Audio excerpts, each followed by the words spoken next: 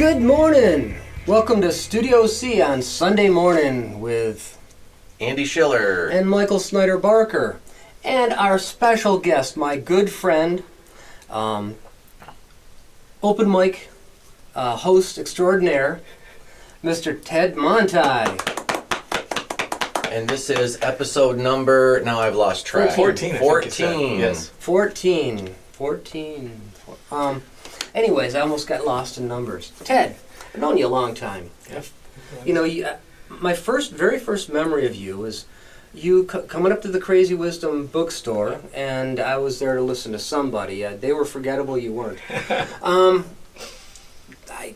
Anyways, and you were passing out these flyers for this brand new open mic night at Brute Awakenings.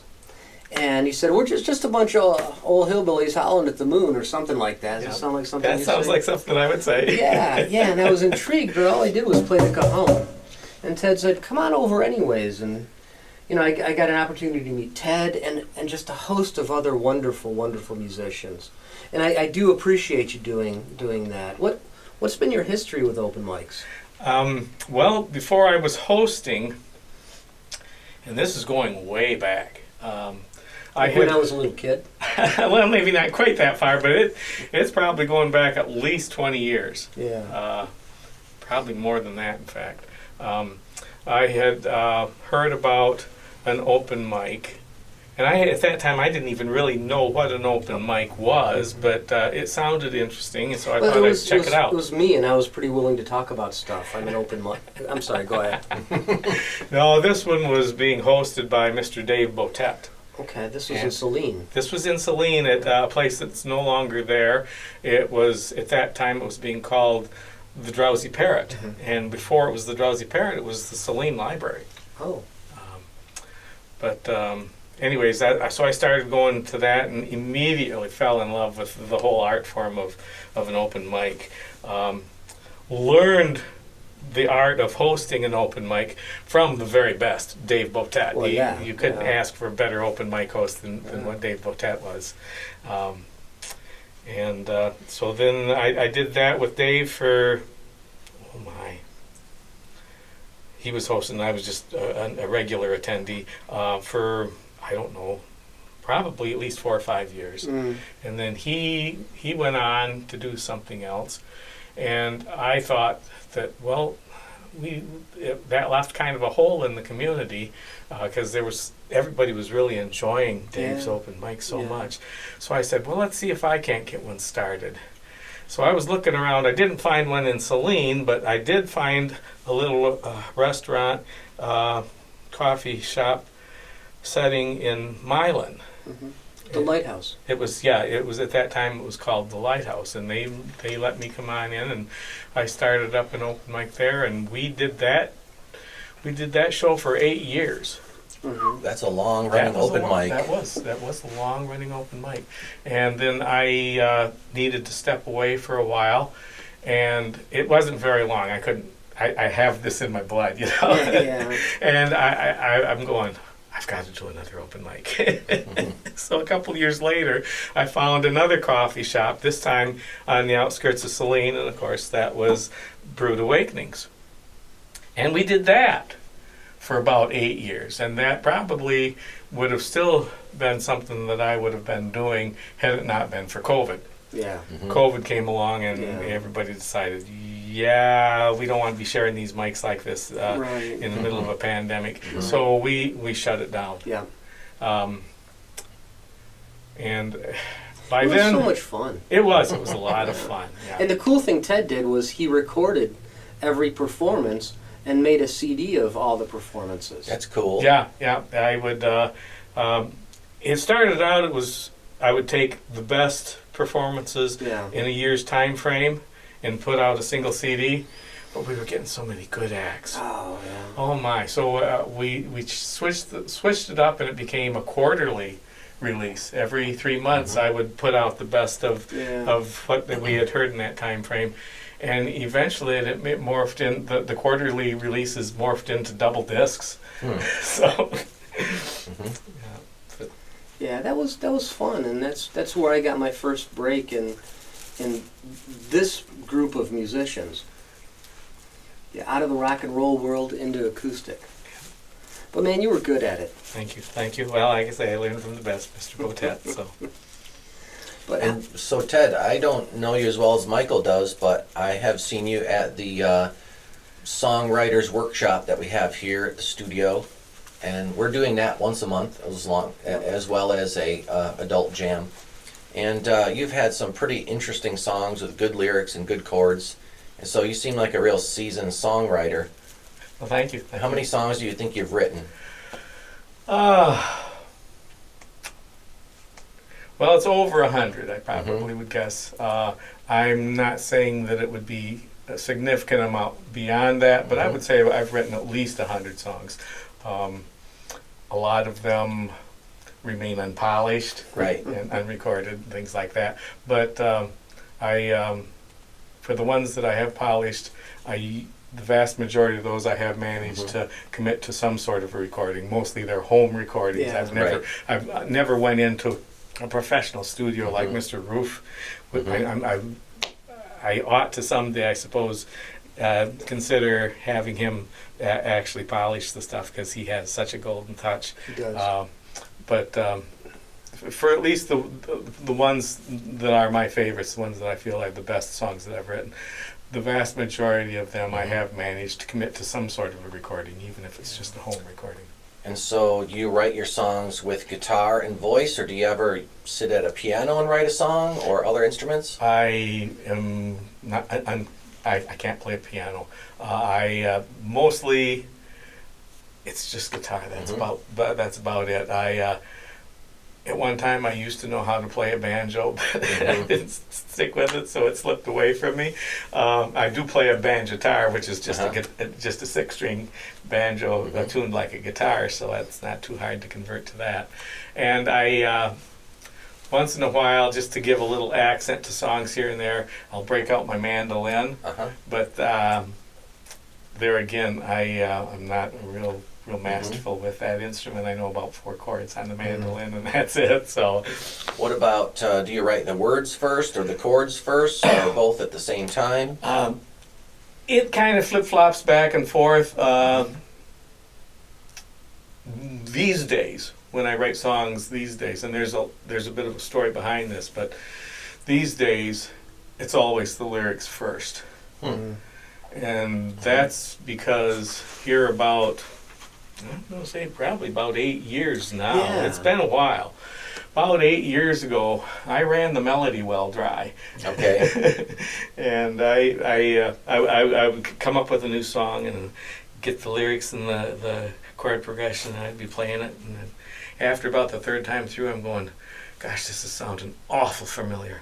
And then I'd realize, yeah, that's because you wrote the same song with different lyrics 10 years ago. You know, hey, it worked for Chuck Berry. I thought you were going to say it was a Kiss song, or, you'd heard it Well, on I've the done radio. that too. I've done that too. One time, one of the best songs I ever wrote, and then after, again, about the third time through, I started realizing, oh no, I just rewrote The House of the Rising Sun. It's happened to all of us. Yeah. But so I still have the lyrics in my head. I still have the words there. So I will write these things down, and sometimes I pass the song off to somebody else and see if they can come up with a melody. Or more times that the song just goes to waste. But I every once in a while will manage to break through that blockage and come up with a melody. I've just recently written a new song that I did I think about 2 songwriter sessions ago.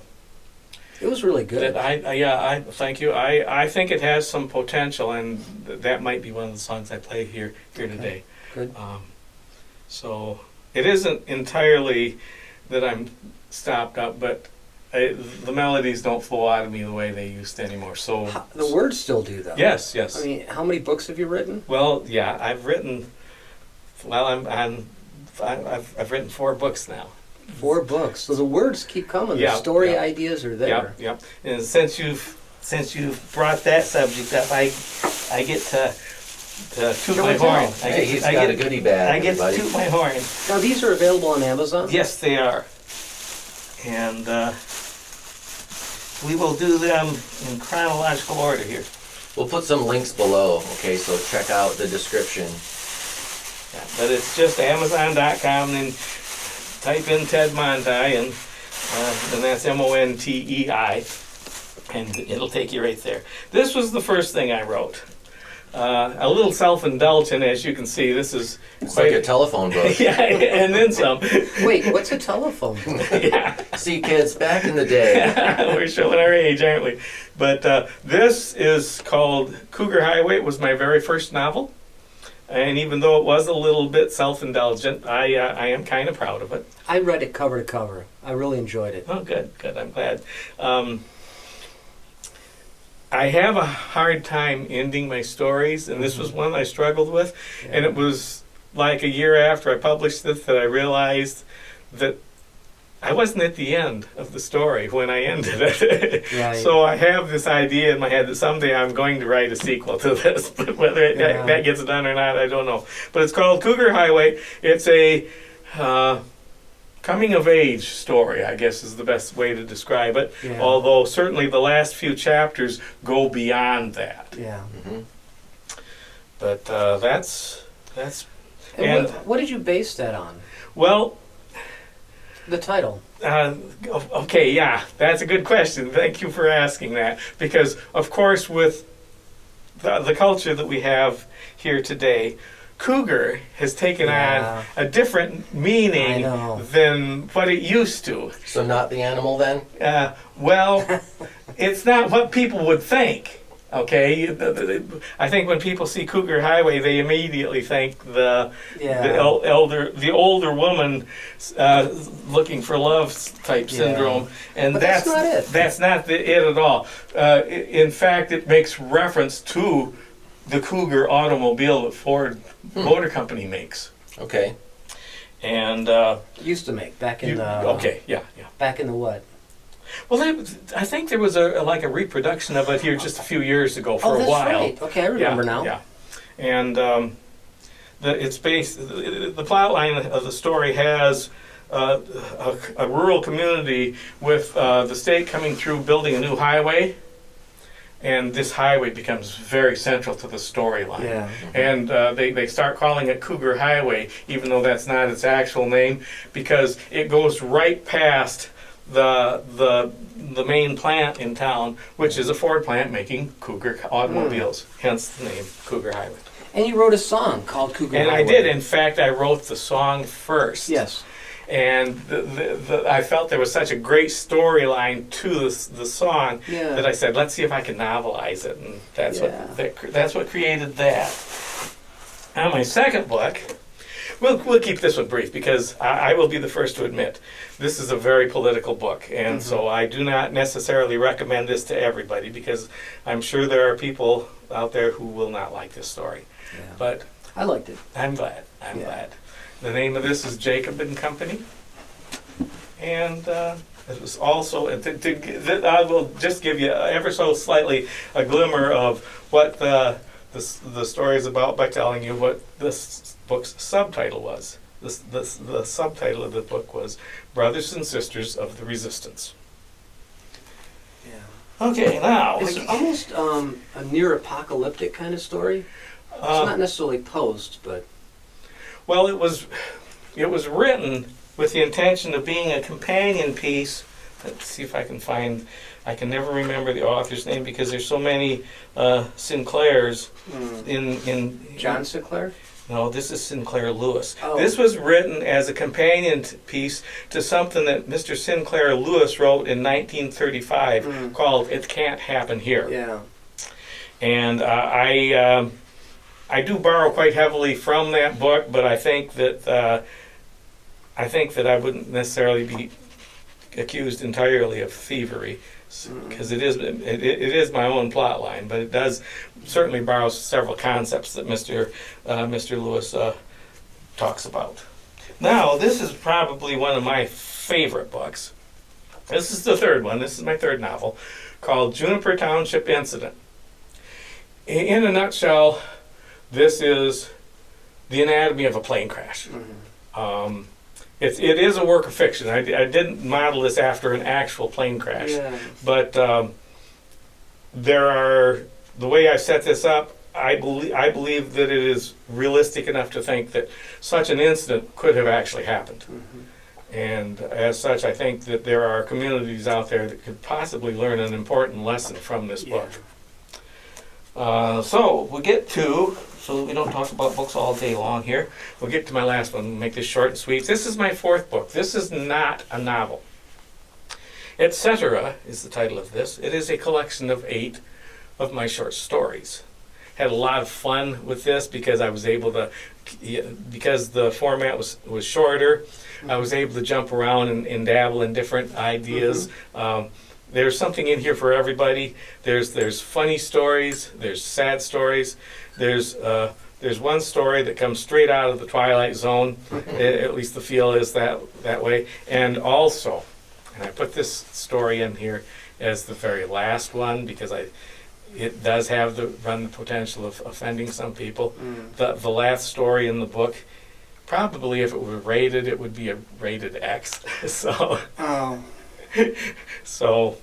I don't know quite why I wrote that, but it was just something, again, there. I wanted to try something different, something that I hadn't tried before. Style, yeah. So it's also one of the funny ones. So so it is. Hopefully it won't offend too many people. And as a bonus, at the very end, I have included 21 of my own songs. And that gets us back to the music. Back to the music. Thanks for sharing all your books, and again, we'll put the links below. Yes, thanks what I've for been giving wanting me that to do, opportunity. What I've been wanting to do is take that book, put it out over my scanner, and get a printout of those songs so I could start playing. I just haven't done it yet. Yeah, So I really like your songwriting. Thank you. what I hear you saying is that when you're a songwriter, you're basically an artist, and you can also go into other forms of art. Like last week we had Jonathan, and he has a story and a novel that he's writing that's an accompaniment to the songs, or an extension of the songs. Yeah. And it kind of sounds like you've mixed songwriting and novel writing.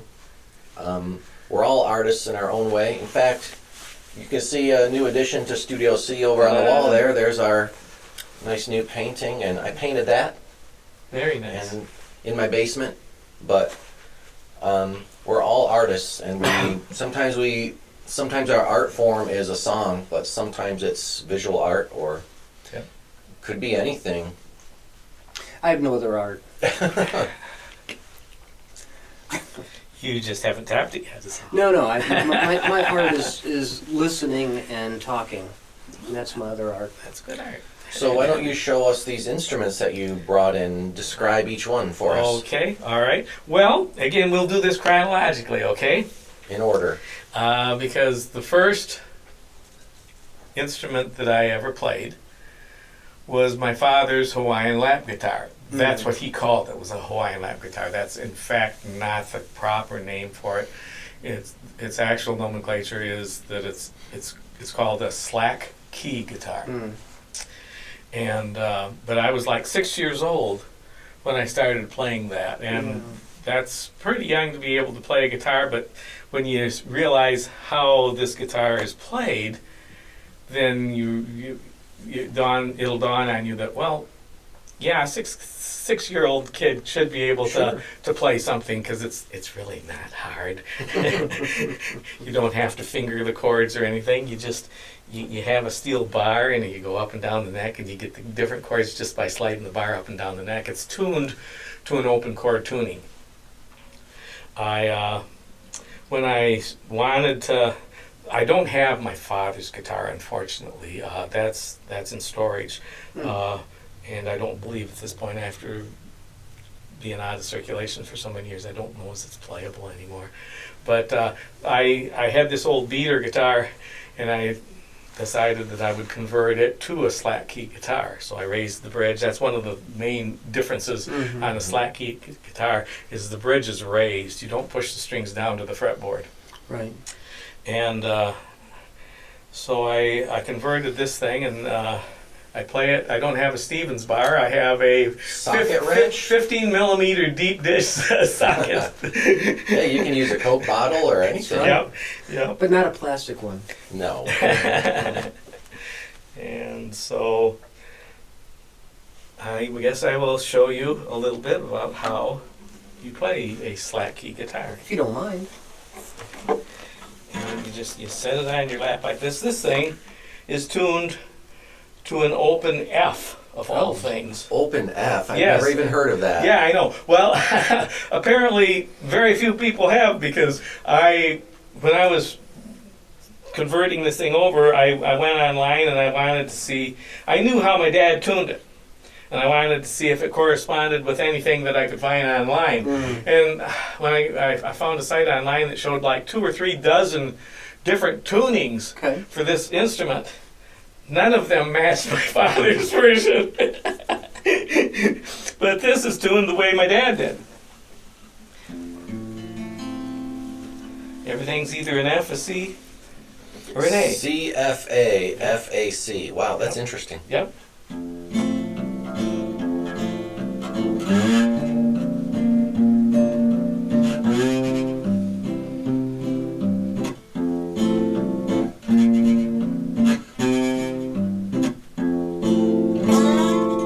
I messed it up.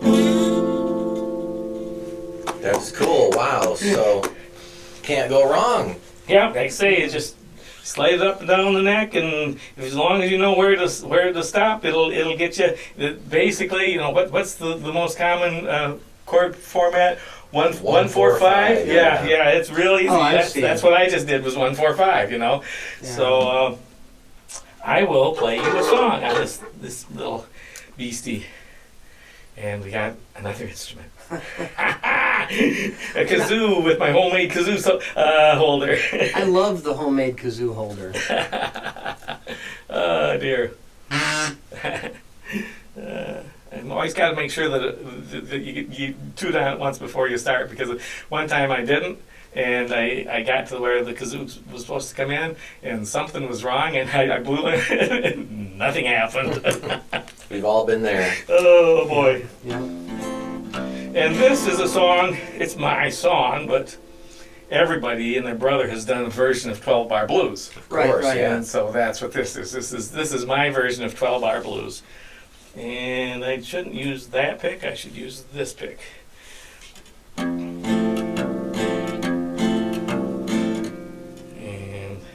I've been away from this instrument for a long time, folks, so be patient. Goodbye to Connie, goodbye Mary Lou, bye-bye to Betty, and so long to Sue, 'cause I'm leaving, yes, I'm leaving this town. You know, there ain't nothing quite like a woman to bring you down. My heart's been broken, my bank account too, I've lost too much sleep just for the want of you, but it's over, yes, it's over for good. And I'm leaving as fast as I can, like you know I should. I'm going to Boston, or maybe LA. I'll hitch a ride to Denver, 'cause girl, I can't stay, 'cause it's crazy, much too crazy for me. You know, man would be fooled to choose you instead of being free.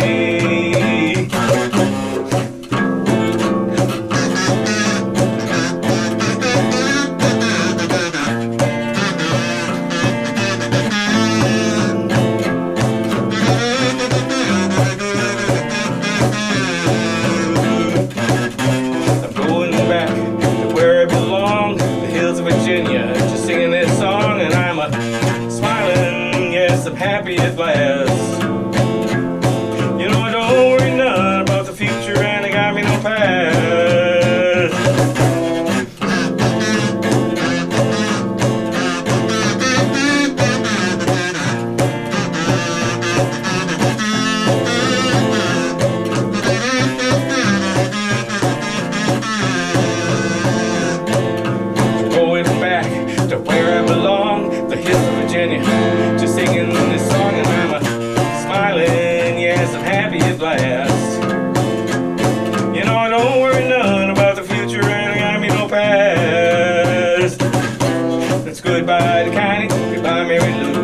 Bye bye, Benny, and so long to Sue, 'cause I'm a leaving, yes, I'm leaving right now. You know I don't care to see you anyway, anytime, anyhow. Wow. Oh dear. That's great. That was awesome. I love it. Thank you. Silly little song.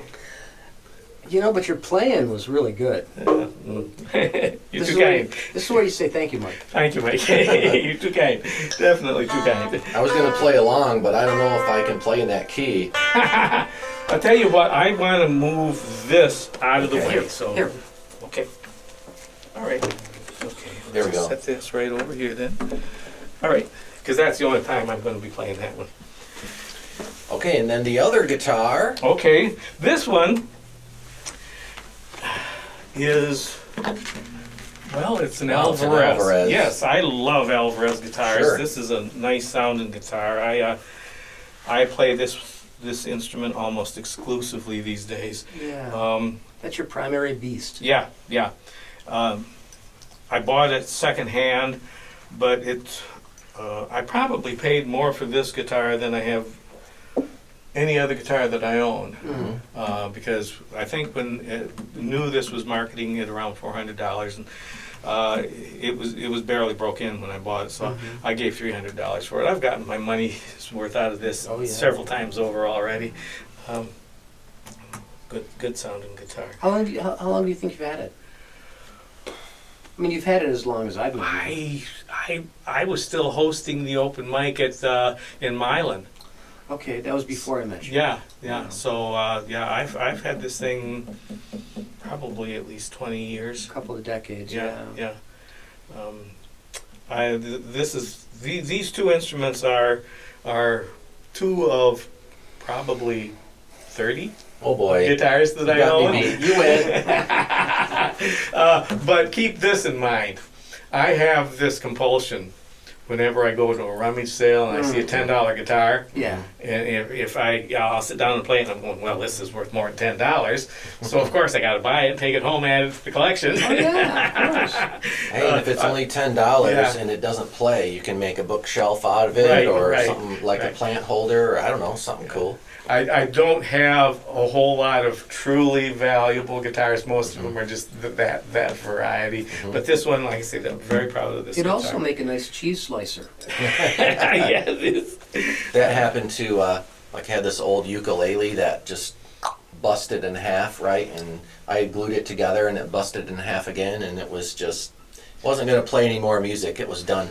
So I gave it to my mother-in-law. I sealed the inside of the ukulele, and I put dirt in it and some seeds, and a plant grew out the sound hole, and it was like for Mother's Day. Excellent. Oh, very Perfect. nice. Perfect. Wonderful. Very Yeah. nice. That reminds me of a story with. It was actually I gave it to my daughter because she's seen me playing guitar, and of course she was just at the time she was just a little tot, and she wanted to play too. So I was at a rummage sale and got this $5 piece of junk just so that she could say that she had something to play, and it didn't even have any strings, and she wanted strings. So I went ahead. I found some old wore out strings that I had and strung it out for her so that she could play along, even though she didn't know how to play. She'd drag it around with her wherever she went. And one day she was running somewhere with it, and she tripped and fell, and she landed on it and busted the neck right off. Oh man. So she comes to me holding the two pieces and says, "Fix this for me, Daddy." I'm going, "Oh, wow." This thing is kindling. This is not worth fixing, kid. But she was going to be so sad if I didn't at least try to fix it. So I said, "Okay, honey, I'll fix it for you, but not right now." And I put it over in the corner, waiting for the day when she wasn't going to be around, and I could chuck the thing in the wood pile and get rid of it, you know. Right. And I thought that one day, a little while later, that had arrived. I didn't think she was around, and I grabbed the thing and I was going to throw it out. And all of a sudden, she comes running into the room, going, "Yay! Daddy's going to fix my guitar finally!" You got caught. So then I didn't have any option. I had to fix this thing. Yeah. well, you don't want to know. Anybody that knows anything about guitar repair doesn't want to hear this story.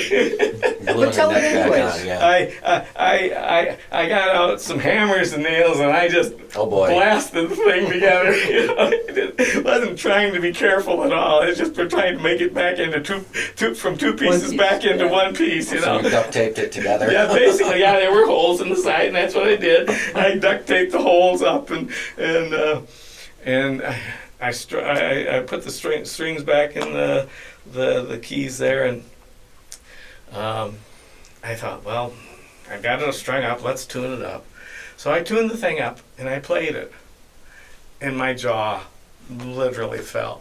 I'm going, this piece of junk sounds better than some of my really good guitars.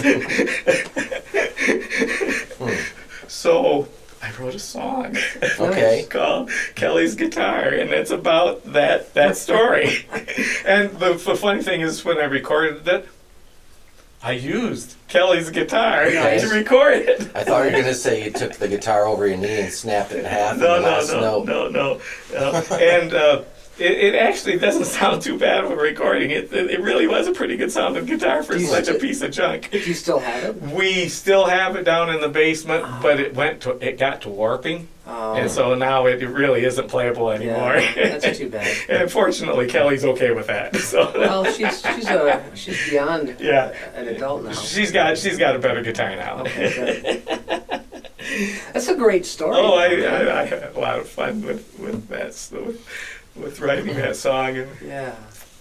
I'll never live down the day that, like, my daughter, of course, built a coffee can drum set Nice. sure. when she was a little kid, and Sure. it sat in the corner of the basement for, I think, a couple of years.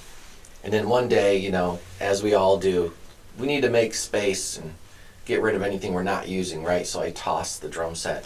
Ooh. And like the next day, after not like going even in the basement for 2 years, my daughter goes down to the basement and walks into the corner and goes, "Where's my drum set?" The Inevitably, next day, you know, it was inevitable. Yeah, that's wild. That's how those things work. I don't have a story. I mean, other than the time I sat on one of Dave Roof's ukuleles. Uh-oh. He was able to fix it. I was thankful for that, but he said that wasn't the first time something like that's happened, and I just regret that it was me. Sting sat on the piano one time at the beginning of Roxanne. That's how he laughs at the beginning of that song, and you hear a little plump, because he sat down on the piano keyboard, Oh, That's that's funny. how and they that. kept it on the track. Yeah, But it didn't Interesting. break. didn't break. Yeah, what are you gonna play for us? Well, okay. I was mentioning that I had brought some songs that I don't normally play, and the reason why I don't normally why wanna use the I music chose stand? yes, I'm going to need that music stand. Thank you, Andy. The reason why I chose these songs wasn't so much because that they're my best song or anything like that, but rather I found out something about my music writing through this song. The name of this song is Dance in Elegance. Yeah. And when I wrote this song, one of the first people that I played this song for was my mother. And I wasn't trying to get my mom to cry. You know, I'm not a bad guy. But that was a bonus. Well, it may, but when I was done playing the song, I realized that the song had made my mother cry. Yeah. And it wasn't that it was a bad song.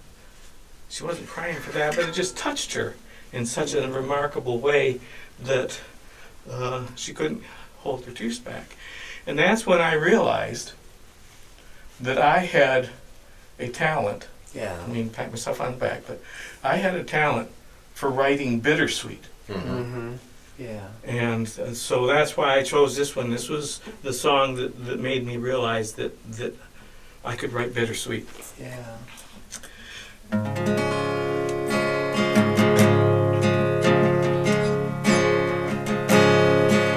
When my wife and I got married, the times were awful tight.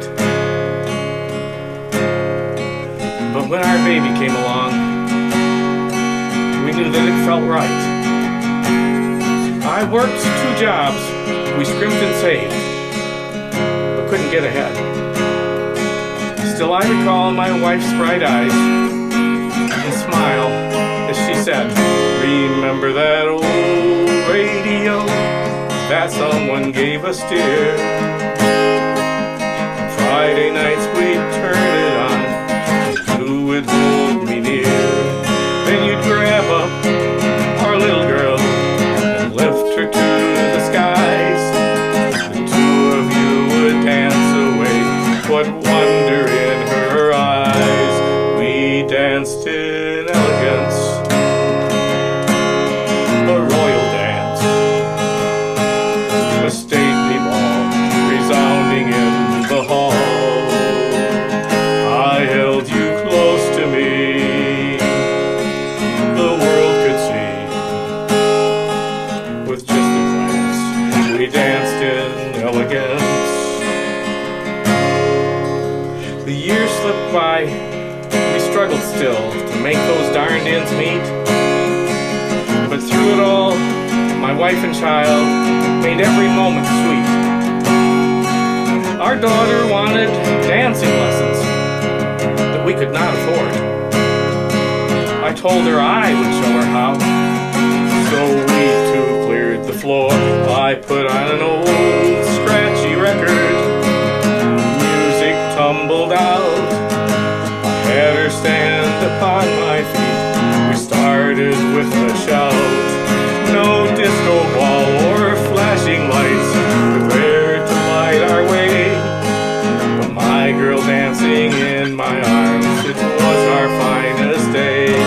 We danced in elegance, a royal dance, a stately ball resounding in the hall. I held you close to me, the world could see. With just a glance, we danced in elegance. Excuse me. Then our girl was grown, her prom was near, but still we were in debt. I wished for her a fancy gown that we just could not get. So secondhand, we found a dress, and Mother mended it. She left with a smile, and for a while, I had to stop and sit. I felt so bad, I'd let her down on this important night. How could she think back on this day and feel we'd done it right? I hope she would forgive me. The night is slowly past. When she got home, she smiled and said, I've saved the best for last. And we danced in elegance, a royal dance, a stately ball resounding in the hall. I held you close to me, the world could see. With just a glance, we danced in elegance. We danced in elegance, a royal dance, a stately ball that echoed in the hall. I held you close to me, the world could see. Just a glance, we danced in elegance.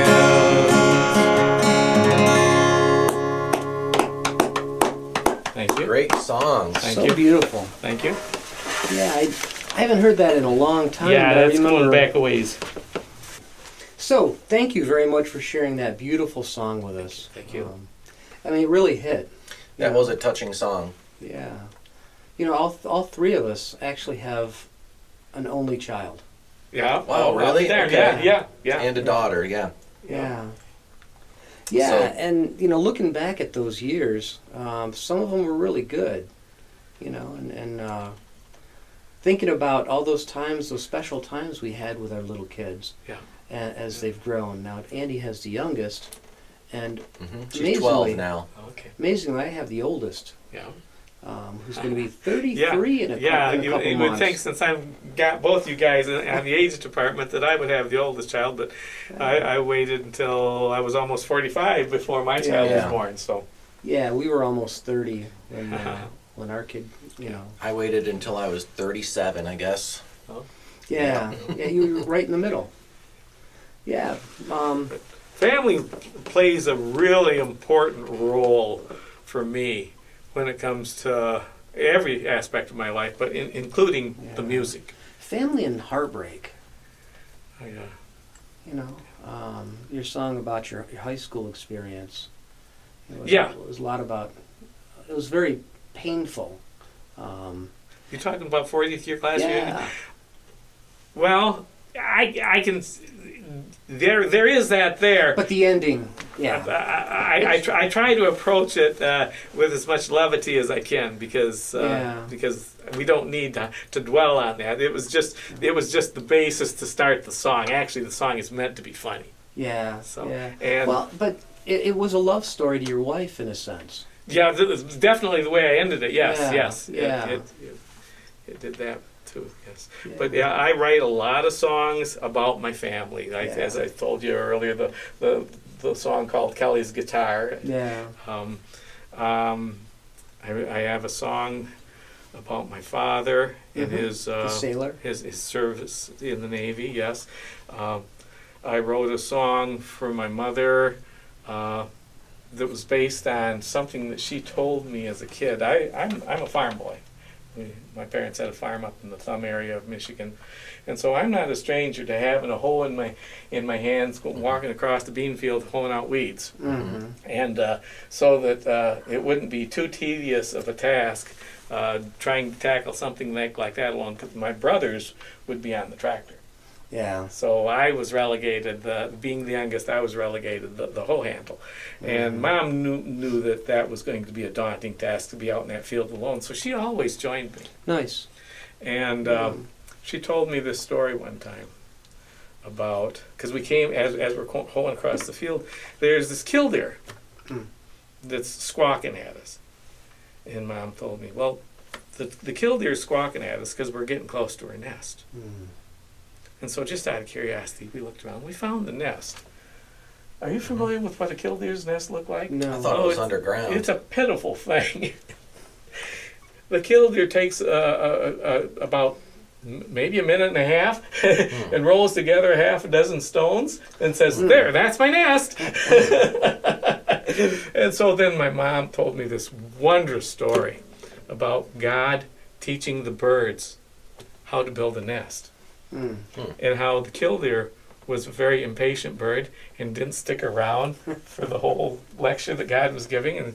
And that God starts out, well, you need a good, firm foundation. Good, I got it. I'm going. That's basically what the killdeer did. He ran off and said, okay, we got foundation here. Here's some stones. We're done.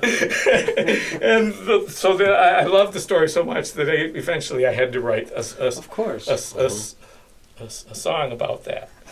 And my mom factors into the story as the song as well. So like I say, family has always been really important to me when it comes to everything, including my songwriting. Yeah, very cool. Sounds good. Well, why don't we do this since it's show and tell time? Yeah, that's... Michael and I will take turns showing Yes, off. yes, and then after that, you can play us another song. Okay, yeah. So, Michael, do you want to go first? Sure. I think I've brought this into the podcast before, but this is the first acoustic guitar I ever bought, and I got it. I talked to my good friend David Roof, who we talk about every single week on this podcast, just about. And I said, Dave, I'd really like to find me a nice acoustic guitar. Do you have any recommendations? He said, Mike, let me find it for you. I love doing that. And this is what he found, and this is what I bought. It's a Martin. It's got numbers in it that signify what it means, and I don't know what those numbers are. 000X1AE. Yeah. Whatever that means. Yeah, I guess it's a Mexican model. And I recently gave it a name. I called it Zen because that's kind of how I feel when I'm playing it. It's like butter. It's like playing butter. Smooth. I love the sound.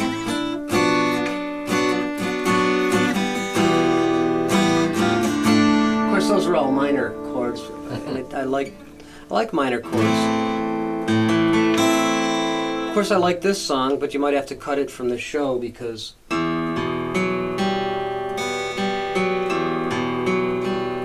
that's from a famous song. I just love that chord. But I could go on all day about the Zen guitar. I mean, I've written most of my songs on this thing, and it's my go-to whenever I play out. I've got this Breedlove that's in my office. I called it, what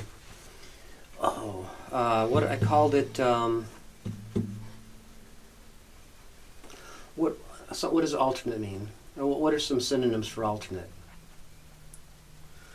It's standby or something. I called it my standby guitar or something like Your that backup because guitar. yeah, because if this one's down, I've got that one. Yeah. And that's not what I call it something like that. Substitute. Yeah, you know, and it's such a pretty guitar.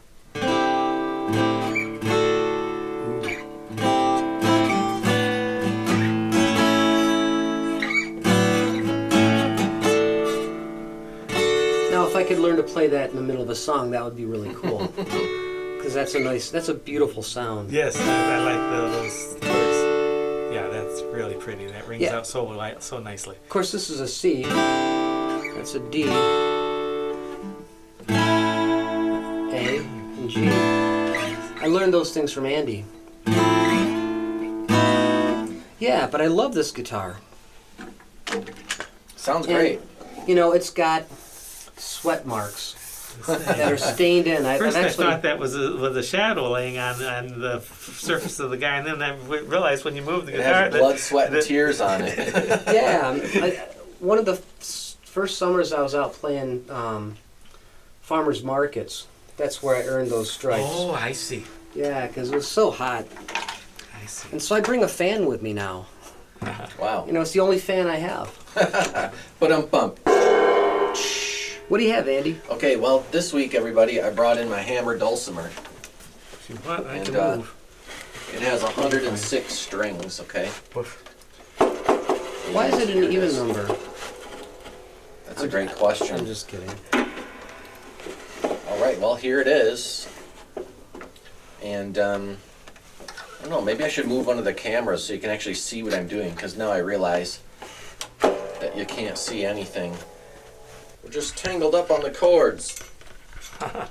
Someday, I'm going to be a grandpa, and I'm going to say, kids, you used to have to plug in the chords. What? And then my grandchildren say, Grandpa, what's a chord? Well, See, it's back in the day, we used to have to plug things in. That sounds old-fashioned. Because everything will be wireless, right? right. Hey. There you go. You can see the. Yeah, that should work. Okay, so here we are at the hammer dulcimer, everybody. So it has 106 strings. Some are in pairs. Some have 3 strings on every note. Some have 4 strings on every note. That just makes it louder. Okay, and so you got your bass side over here. These are the bass notes.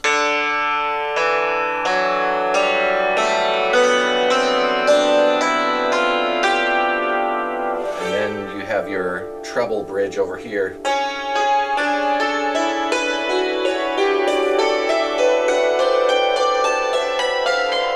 This note's a little out of tune, but that's okay.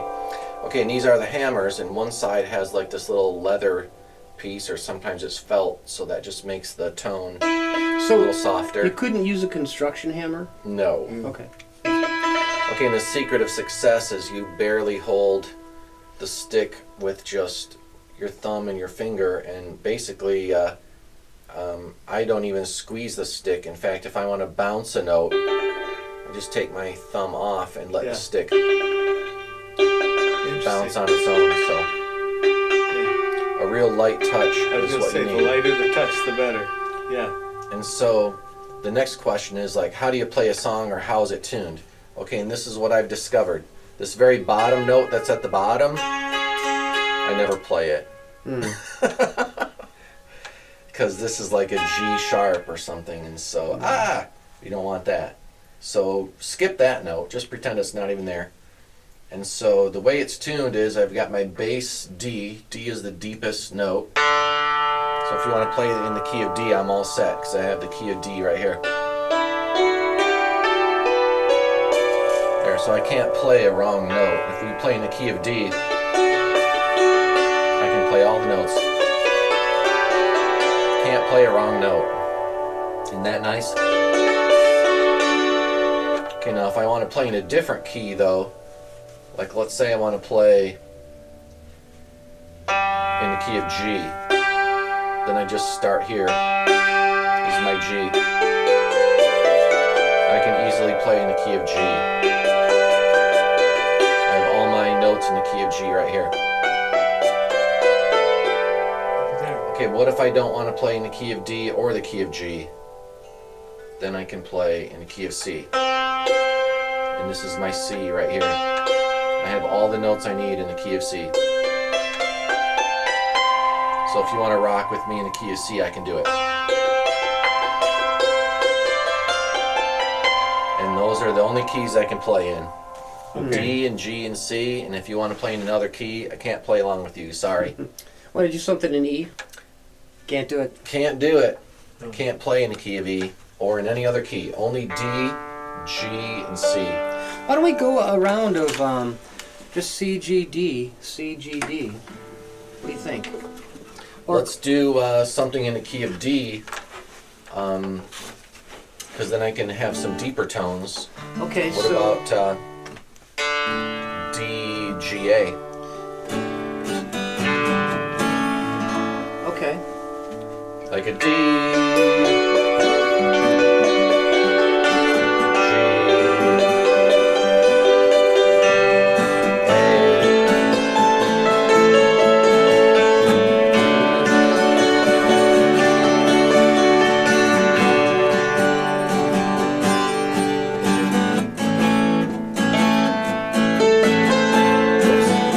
A minor. Oops. Start over. 1, 2, 3, 4.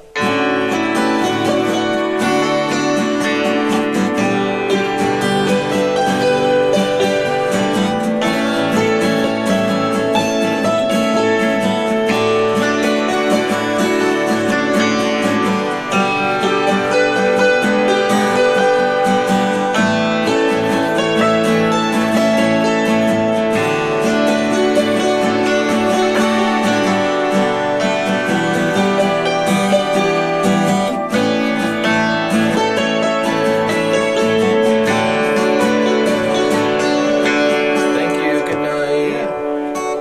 How's it sound? That's Very nice. nice. Rings forever and ever. Okay, and I got these nice contact pickups. They don't feed back at all. It's really nice. And you just plug them Yeah. right in. They don't really need. I just plug straight into the amp. I don't need a preamp or anything. Got these at Oz Music in Packard Street in Ann Arbor for $10. Whoa, each Good or deal. each or $10 for the pair? each. Yeah. Yeah, very nice. It's a But, beautiful instrument. Doesn't need any batteries, and so stays in tune pretty easily, although you do have to touch up the tuning every so often, so that's why there's the wrench and then Yeah. just a basic guitar tuner up there. I guess I was always very intimidated by the, what'd you say, 106 strings? Yeah. And thought, well, I'll never be able to learn how to play something like that, so I've never tried. But with the explanation you gave us there of the three keys that you can play in and the location of the accompanying Yeah. strings to accommodate each bass note there, I think I could actually learn to play that eventually. Sure. You can start to see patterns. Like if Yeah. you want to play a D chord, you need these two notes and this one. Mm-hmm. And then this would be E minor, and then this would be F sharp minor, and then this would be G, and then this would be A. So Yeah. you kind of just seek that triangle shape and move it along. Yeah. Interesting. Interesting. Now, how did you come along with this particular instrument? I bought this instrument at Oz Music on Packard in Ann Arbor, Michigan, and it Nice. was used. And this is actually a kit that someone built. Really? and it was $400. I want to get, a longer, like one with more notes and more keys and maybe some damper pedals, but now we're in the range of like the same price as a car. Yeah. So, Yeah. I'm not going to spend $8,000 on a dulcimer. I mean, as a car 15 years ago? Not including the tariffs. Okay. Yeah. But anyway, so $400 was my budget, and I got the bottom of the line kit dulcimer. But at some point, I'll probably spend twice as much on a nicer one. But this one has served me well. I did bring it to a gig one time where it rained, and I brought it home. And then the next day, I noticed that there was there's a hairline crack here, which you probably can't see right now, but it'll only grow wider with all the tension that this is holding. And a lot of strings. I'm constantly breaking strings on it. Oh. The strings break pretty often. Like every time I tune it, I break a string. But Now, what kind of strings do you put on? Just not standard guitar strings? there's a website called Folk Craft, Okay. and you can buy the whole 106 set of strings for this instrument. And it was about $100 for strings for this instrument. I bet. Put all brand new strings on it. Yeah. And how long did that take you? I mean, people complain about a 12-string guitar. This is a bit more. It took me like 30 seconds to learn how to play this instrument, because it's like, here's a D. Okay, I can play a D chord. Well, that was easy. Hey, maybe I'll play a G chord. You didn't have to learn anything new. It's the same thing, just moved higher.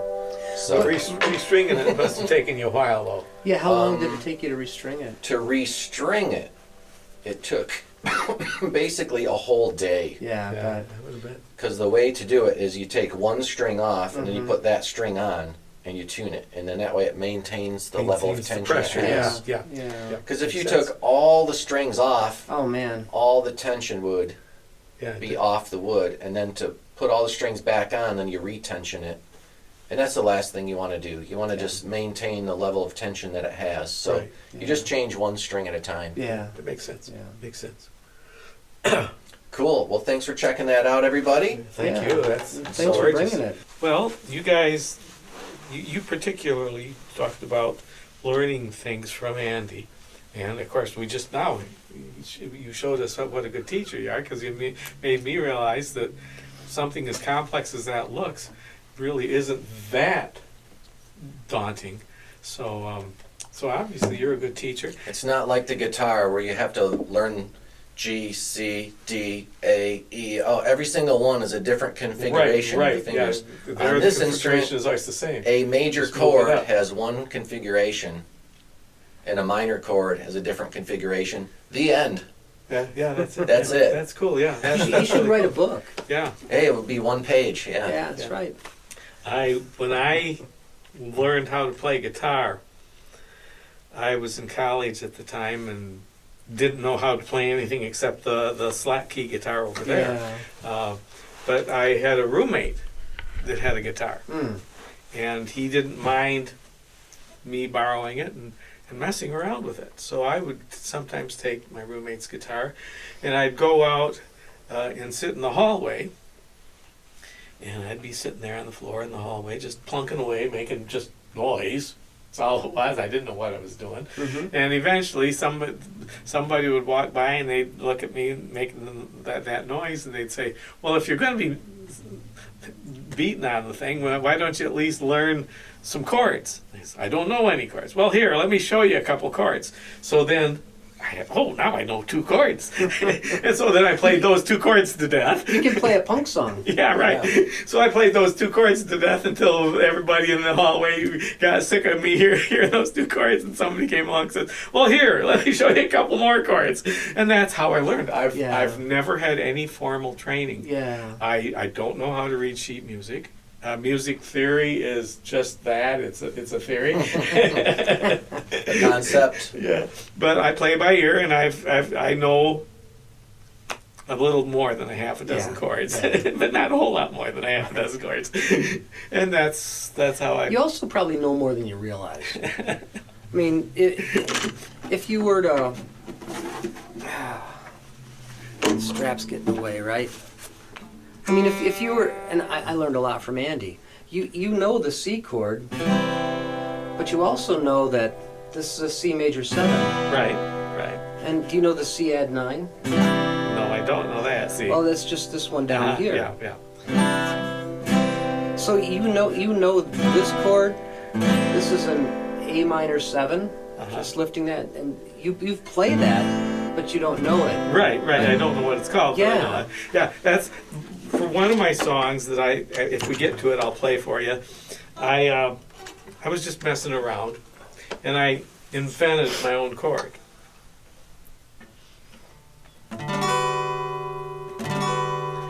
And I don't know what it is, but actually I think I do know what it is now. Years later, I discovered, because Jim Croce uses this in one of his songs, which is the G6, isn't it? G major 7. Oh, okay. Well, whatever. Anyways, it's the same chord. It's just it's got a higher pitch to it, but it's the same chord.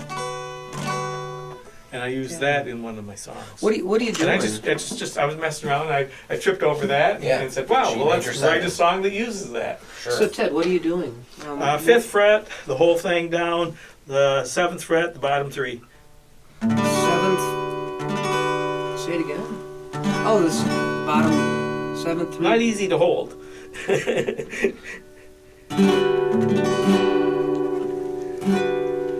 Yeah. That's a jazz chord. Is it? Okay. Yeah, G major 7. I can play a jazz chord. Ted, do this. This finger right here. These two right there.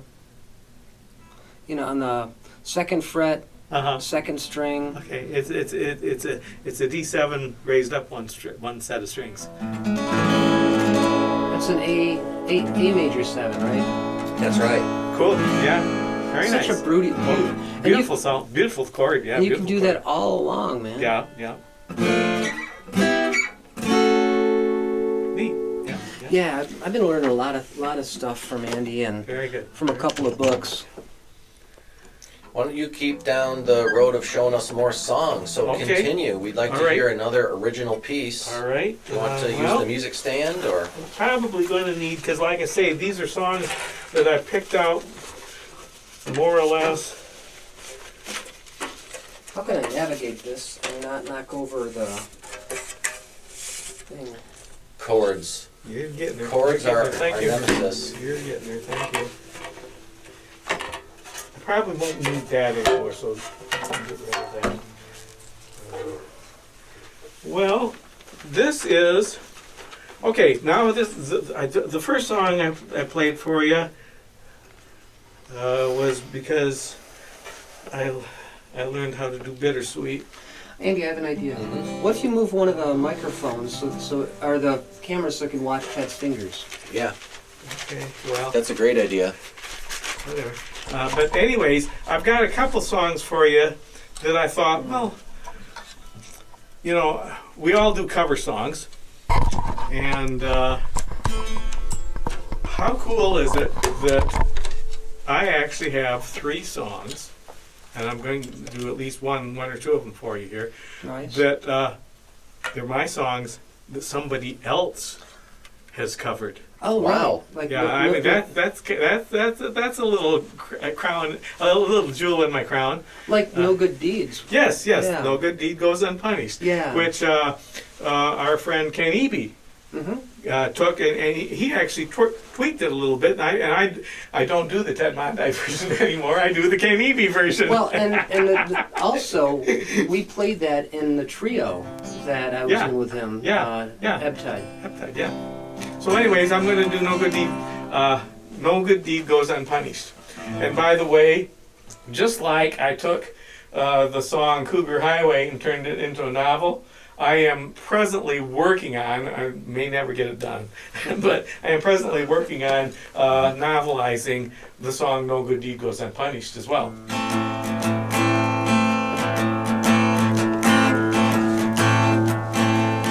no one was sure what his name really was. He called himself Rocky, he said just because. But one thing was certain, the man had a bad attitude. A criminal mind right down to his soul, that he feared like a pole. Well, that was his goal, and he'd rob you and shoot you dead just 'cause he's in the mood. And he'd laugh as he's pulling the trigger on some friends who had just lent a hand. He'd say, no good deed goes unpunished. That's just the law of the land. Well, he kept wanting posters of himself for a joke, and a big old cigar was his favorite smoke. And his girlfriend Nancy thought he was the coolest around. He was. Well, the cops pulled her in, tried to get her to sing. She said, Rocky dear, didn't tell them a thing. But Rocky in turn pulled his gun and put her in the ground. And he would laugh as he's pulling the trigger on his girl who had just lent a hand. He'd say, no good deed goes unpunished. That's just the law of the land. Now, there's supposed to be some fancy picking here, and I don't know if I can do it.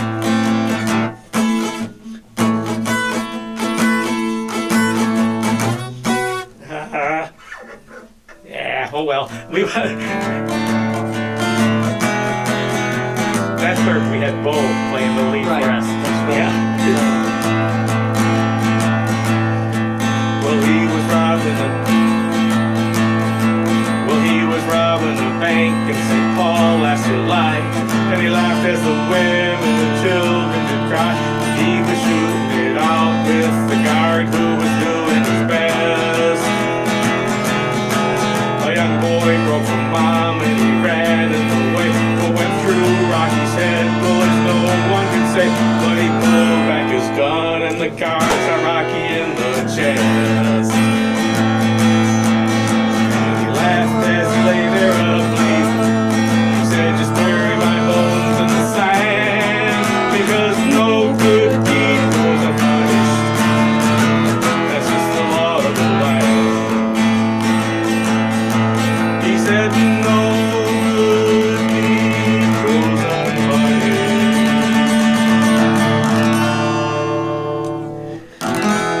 That's just the law of the land.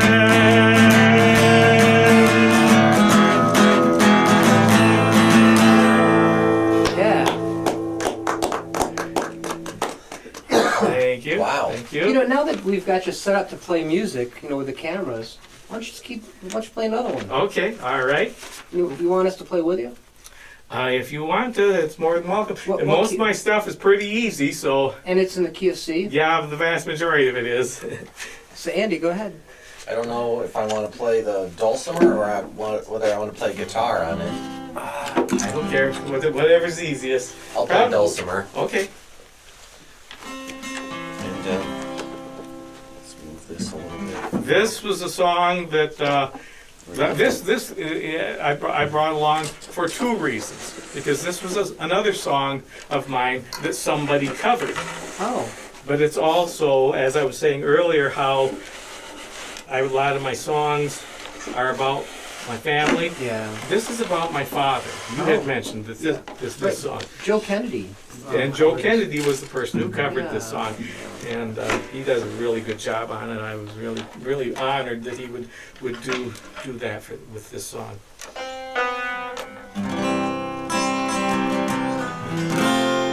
C, F, G. The whole song is C, F, and G. So this is for my dad, called Sailor, because he served in the Navy during World War II. As a young boy, he was raised on a farm, taught to love God and to do no harm. Learned to till the soil and to raise a crop. His daddy said,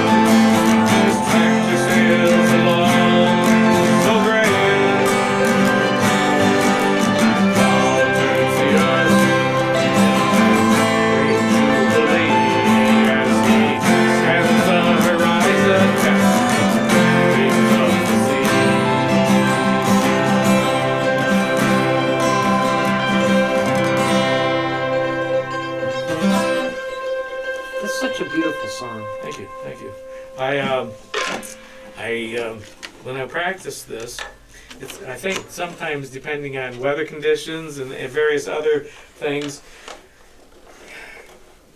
your vocal range changes. Yeah, yeah. When I Or was whether it's the morning or whether it's the evening, that makes a difference too. Yeah, because when I was practicing this, I was saying, well, this is right where my vocal range needs to be, and it's obviously this morning it's way too low, way too low. But it is what it is. Okay. What else you got? Well, this one you might not be able to play along on because there's some goofy chords here. This has got that strange thing in it. But I decided that I'd play this one. This is the one song that, well, I just so that I wouldn't forget it, I went ahead and recorded it. It's a very rough recording. I would love to do a much better job of recording this song. But what's keeping me from doing this song the justice that it needs to have done to it is that it's a duet. Oh. And it's a duet between a man and a woman. Mm-hmm. And I have never found a female's voice that blends well enough with my voice to try and do the recording. Sure. Liz Cook, bless her heart, endeavored to try and do this song with me one time, and she was doing a great job, but Yeah. our voices just were not blending well. It So- happens. So that's what I'm looking for. I'm looking for a female voice to do it in order to perform it for you here today. Ted is looking for a woman. Yeah, yeah, with the To right, sing. with the right To voice, sing. with the right voice. But What key is it in? sure, Okay. I think it's in a C, but I don't know. I don't know. But like I say, it's got that goofy chord in it. So. Well, I'm gonna maybe play bass chord, bass notes. Okay. So in order to perform for you, when you hear me shift into falsetto, that's the woman's part. Okay. Okay. Okay. And at the end, Okay, Minnie. how it's supposed to be done is we repeat the last line 3 times. The first time is the man's part, the second time is the woman's part, and then the third time through it's both of them together. I will only do one shift. I will do the man's voice for the first 2 times through, and then I'll shift to the falsetto for the last line. This is called When You're All Alone.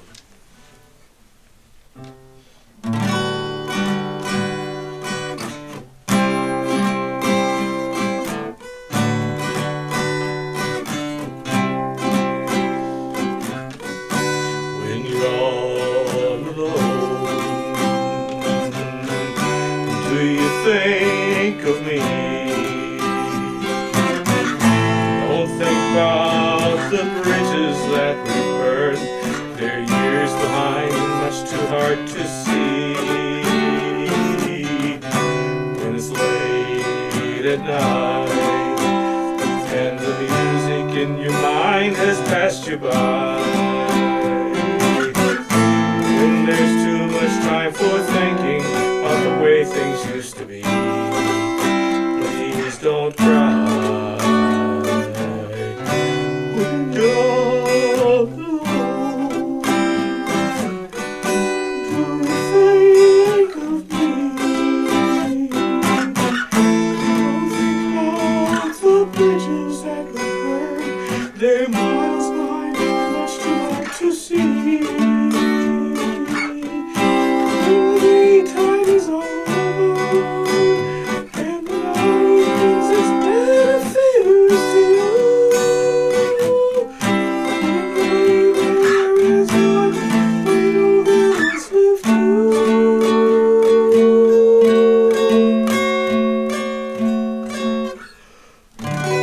Just remember, if you can, that our lives were like 2 footpaths in the sand, and the tide came in and swept our lives apart and left a clean slate lying on the land.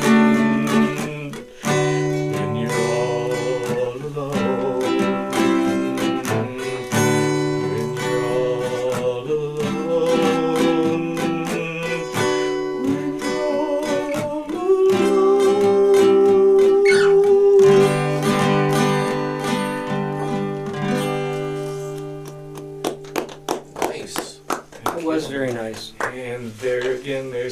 bittersweet of mine. Fantastic. Well, what if you play us one more song to play us out? Okay, all right. Well then, I guess I'll do the new one. We could either do that. I'll leave it up to you guys. We could do the parody, or we could do the new one.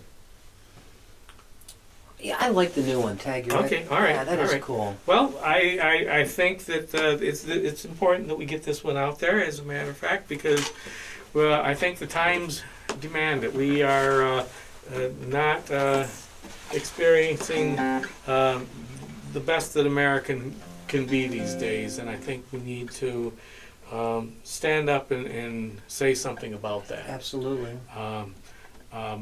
I would like to think that maybe this is something that either Woody Guthrie or Pete Seeger might have had some interest in.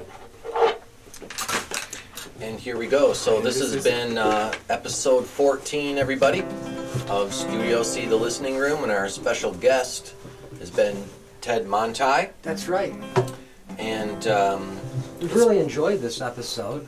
it's been singer-songwriter time the whole time. And so if you're interested in writing songs and playing chords, and you want to do what our past few guests have been doing, then keep listening to these podcasts for more ideas, because That's right. as you can see, you can write a song. Basically, some songs are just describe the room.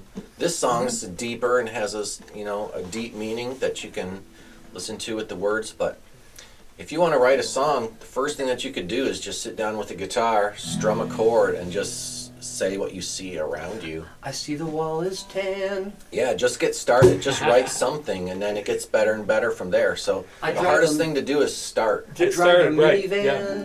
minivan with a guy named Dan. There's only one thing harder to do than start, and that is to finish your song. And say, my song is done. I like it just the way it is. It's polished. It doesn't need any more effort. That's a hard place to get to, isn't it, Ted? Oh, if that's the standard, then I don't have any of my songs done Then yet. you don't have any songs. Yeah. So, it's possible your song might never be done. Yeah.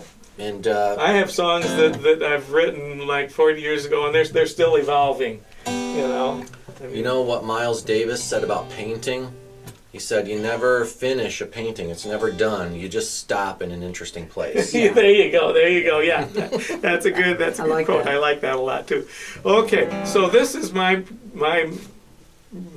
protest song, and it's very new. I think I can struggle through the choruses, and the verse is pretty good.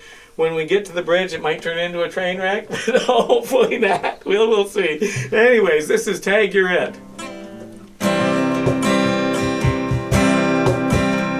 When we were just kids, our games were so fun. Well, someone was it, they had to touch someone.